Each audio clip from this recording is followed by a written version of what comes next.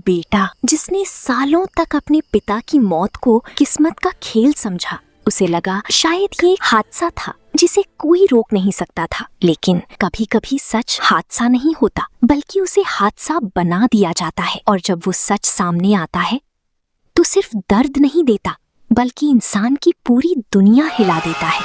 सबसे खतरनाक बात ये थी कि जिस पर उस बेटे ने आंख बंद करके भरोसा किया, असल में वही उसकी जिंदगी का सबसे बड़ा दुश्मन निकला।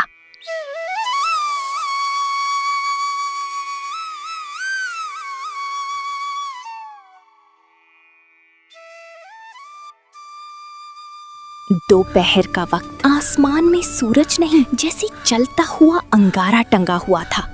गोरखपुर गांव की खेत, जहां मिट्टी से ज्यादा गर्म हवा बह रही थी। चारों तरफ झुलसती धूप और उस धूप के नीचे झुके हुए लोग।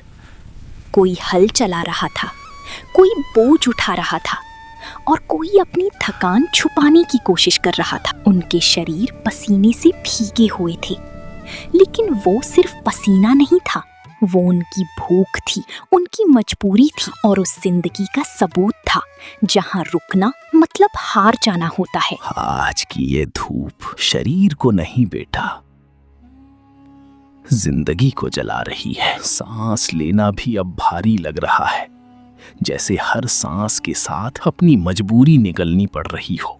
कभी कभी सोचता हूँ, क्या हमारी किस्मत में बस यही लिखा है, दिन भर जलो और रात को चुपचाप सो जाओ।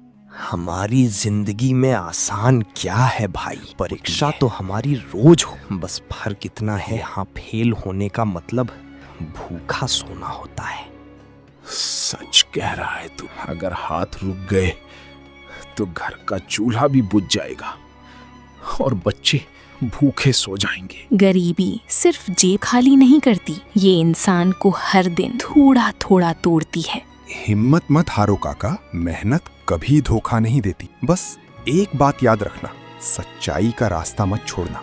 आज जो पसीना गिर रहा है, कल यही हमारी पहचान बनेगा। बिल्कुल अपने बाप जगन्नाथ जैसा बोलता है तू। वही बात, वही सच्चाई दिल को छू जाती है। वो भी यही कहते थे, ईमानदारी से जीने वाला कभी हारता नहीं। आज उनकी बहुत कमी महसूस होती है बेटा। जगन्नाथ, एक ऐसा नाम जो अब सिर्फ यादों में रह गया था, लेकिन उसकी सच्चाई आज भी इन खेतों में सांस ले रही थी।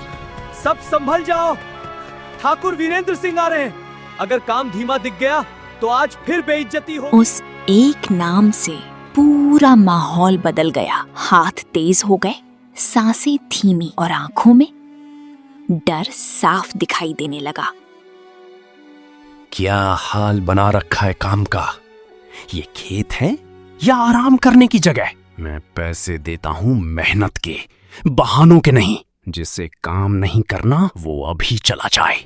उसकी आवाज में सिर्फ गुस्सा नहीं था, वो घमंड था जो इंसान को इंसान नहीं समझता। तभी विवेक के गले में जैसे आग उतर गई। सुबह से काम करते करते उसकी सांसें सूख चुकी थीं। वो धीरे धीरे पास रखे मटके की तरफ बढ़ा। रुको! किसने इजाजत दी तुम्हें इस घड़े को छूने की? अपनी औकात मत भूलो। ये पानी तुम्हारे जैसे मजदूरों के लिए नहीं है। ठाकुर साहब, सुबह से काम कर रहा हूँ, गला सूख गया है। बस एक लोटा पानी दे दीजिए। प्यास गरीब और अमीर देखकर नहीं लगती। प्यास लगी है तो नदी पर जाओ। यहाँ का पानी हर किसी के लिए नहीं होता। तुम लोग मजदूर हो और मजदूर ही रहोगे। ज्यादा जबान चलाने की जरूरत नहीं है। उस पल विवेक को प्यास कम और अपमान ज्यादा लगा। ठाकुर साहब, पानी तो भगवान की देन है, इस पर किसी का हक नहीं होता। लेकिन इस अपमान की आग यहीं बुझने वाली नहीं थी। ये वही चिंगारी थी जो आगे चलकर पूरे गांव को सच दिखाने वाली थी। खेत में खामोशी थी, लेकिन उस खामोशी के अंदर गुस्सा भी था और एक ऐसा दर्द जो शब्दों में नहीं आ सकता। ठाकुर साहिब, पानी किसी की जागीर नहीं होता, ये तो भगवान की देन है। बेचारा सुबह से काम कर रहा है, थोड़ा पानी पी लेने दीजिए। गरीब होना हमारी मजबूरी है ठाकुर साहब, लेकिन इज्जत अभी भी हमारे हाथ में है।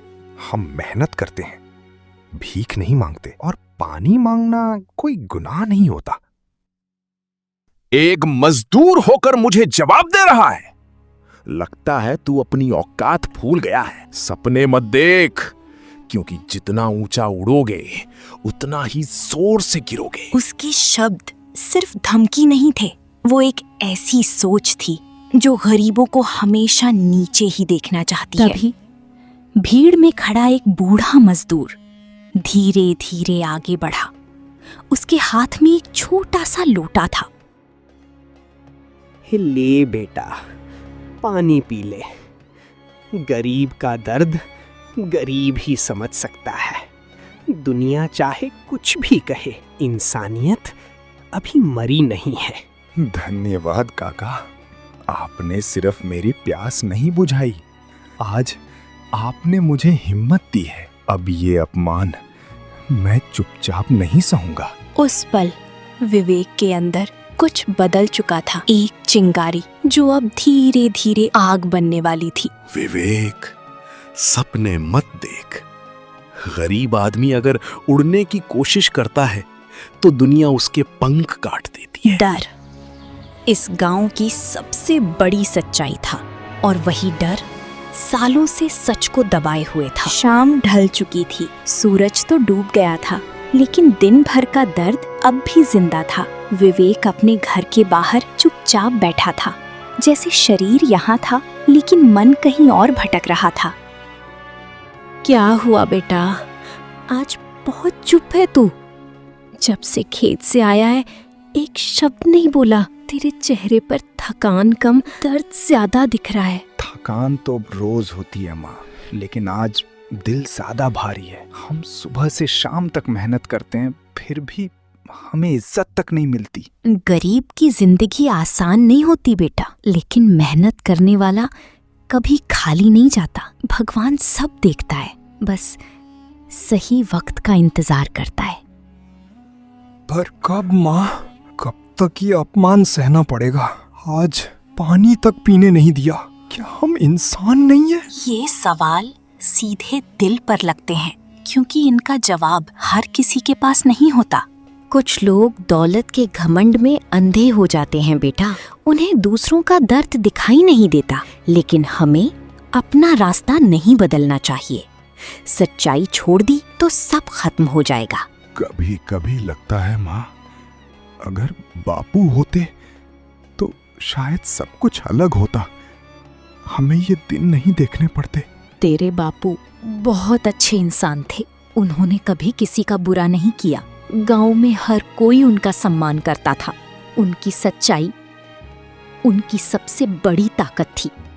तो फिर उनके साथ ऐसा क्यों हुआ माँ? क्यों वो हमें छोड़कर चले गए? क्या सच में वो एक हादसा था या उसके पीछे कुछ और भी था? ये सवाल पहली बार नहीं उठा था, लेकिन आज इस सवाल के पीछे एक बेचैनी थी, एक शक था। कुछ सवालों के जवाब वक्त देता है बेटा। हर सच अपने सही समय पर सामने आता है। अभी तू इतना मत सोच, बस अपने रास्ते पर चलता रहे। माँ की आवाज में सिर्फ समझदारी नहीं थी, एक डर भी था, जैसे वो कुछ जानती है लेकिन बताना नहीं चाहती। तभी घर के अंदर से कदमों की आहट आई।